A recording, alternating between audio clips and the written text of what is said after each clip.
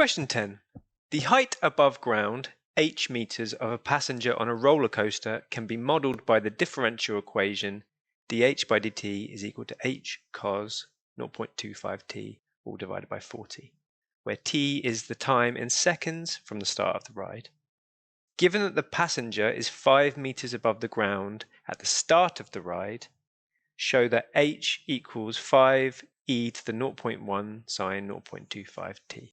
So we've got a differential equation to solve, and we've got dh by dt, and we've got h's and t's. So this one's going to be separation of variables. And look here, they've said that it's 5 meters above the ground at the start. So this effectively is a boundary condition. It's telling us when t is 0, so the initial time, h is 5. So that's a bit of information that we can use. So let's start with solving our differential equation for pi.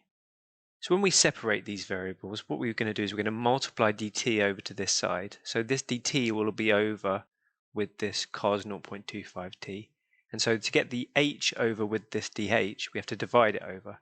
So this was going to give us 1 over h dh is equal to cos 0.25t over 40 dt. So we've separated our variables. Once we get all the h's with the dh and all of the t's with the dt, we can add in our integral sign. We can now integrate both sides. So the integral of 1 over h with respect to h is the natural log of h. Now we're going to integrate here cos 0.25t divided by 40. So cos integrates to sine, but because of the reverse chain rule, what we need to do is we need to divide by 0.25. So if we were differentiating, you multiply by 0.25 because of chain rule. So because it's integrating, we need to divide. So effectively, we're going to have 1 over 40, and we're going to divide that by 0.25, which is dividing it by a quarter. So that's 1 over 40 multiplied by 4 over 1. So 4 over 40 is 1 over 10. So I'm going to put 0.1 here, sine 0.25t. And remember our constant of integration. You only need to put it on one side of the equation because if you did it on both, you could cancel that out to a single constant. We can now find c using our boundary conditions. So we knew that when t equals 0, h equals 5. So let's put that all in here. So we're going to get ln of 5 is equal to 0.1 times the sine of 0. Now I'm going to be clever here, so sine of 0, so 0.25 times 0 is 0, sine of 0 is 0. This whole thing is going to be eliminated, so we're going to end up just with c is equal to the natural log of 5. So what we're going to do is we're going to get the natural log of h is equal to 0.1 sine 0.25t plus the natural log of 5. Now let's move that over with the other natural log. Logarithms, they get lonely, they want to be together. And we end up with this.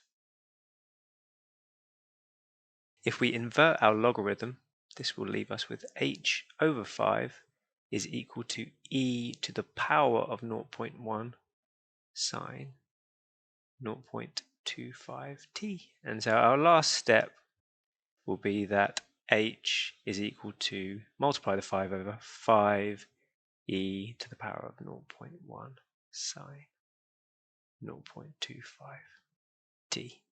Thus we've shown what they wanted us to for 5 marks. Question 10b asks us to state the maximum height of the passenger above the ground. So we've got this function. What we need to realize here is that this sine aspect of that, so sine of 0.25t, and it could be sine of any angle. The maximum that a sine function could be is 1 and the minimum is negative 1. And that means that to make your h as large as possible, so the max height, that will occur when the sine function is 1. So this will be when h is equal to 5 e to the power of 0.1 times 1 effectively. And so this gives us h is equal to 5.53 meters. The passenger reaches the maximum height for the second time capital T seconds after the start of the ride. Find the value of t. So let's remember, when we were finding that first maximum, what we were doing is we were making our sine of 0.25t equal to 1. And then what you should realize, if you draw a sketch of just a sort of a regular old sine function, so it comes up, down like this, you get your maximum value normally at pi over 2 radians. It's really crucial we're doing calculus here, we're doing a differential equation, we need to be using radians. So this means that if 0.25t is equal to pi over 2, that would give you your first solution. But we want the second one. So when does that occur? Well, that's 2 pi afterwards. So pi over 2 plus 2 pi is 2.5 pi, or 5 pi over 2. So this second maximum will occur when 0.25t is equal to 5 pi over 2. And if we times everything by 4, that's when t is equal to 10 pi. I'm going to give it to 1 decimal place. So t equals 31.4 seconds. And that's another 8 marks in the bag for question 10.